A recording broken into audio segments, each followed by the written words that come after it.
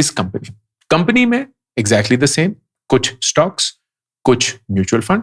Then PMS is a big element. PMS is portfolio managed services या management services, जहां कोई fund manager जो है वो आपके पैसे मैनेज कर रहा है. 3 PMS में हमने इन्वेस्ट किया हुआ है एज अ कंपनी. उन तीनों का परफॉर्मेंस में दिखाऊंगा. And then there is startups. Startups में भी 3 तरीके हैं करने के. एक, डायरेक्ट स्टार्टअप्स में इन्वेस्ट करिए, वो मैंने बहुत हद तक कम कर दिए हैं. दूसरा है किसी स्टार्टअप फंड में इन्वेस्ट करो और वो फिर स्टार्टअप्स को फंड करेगा. That is the approach that we are following now.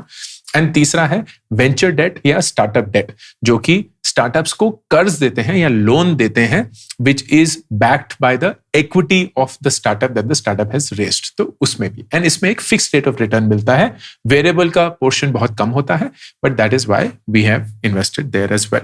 And then there is real estate. Real estate में सिर्फ हमारा घर है.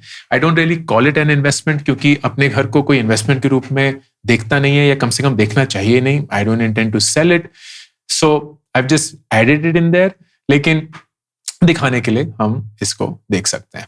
So the way we will see this is कि asset कौन सा है, whether it's stocks or it's mutual fund, it's crypto वगैरह वगैरह, उसकी current value कितनी है. XIRR क्या होता है?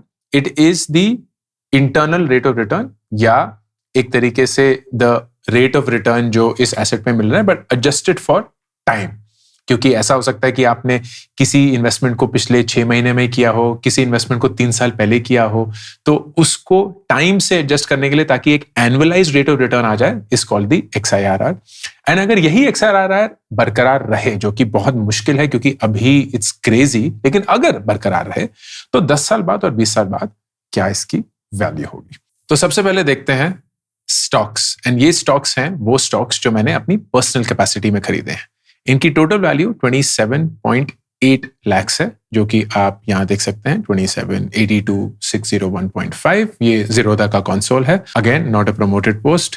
एंड इसकी आप ग्रोथ भी देखेंगे, right. So it's been consistent, क्योंकि मैं ज्यादा, जैसे मैं बताया था, स्टॉक्स में इन्वेस्ट नहीं करता हूं. फिर एक पॉइंट पे एक स्टॉक में इन्वेस्ट किया था, and that is now growing the way it is. And इसी चीज को अगर हम कंपनी के रूप में देखेंगे तो it is about 68 lakh rupees.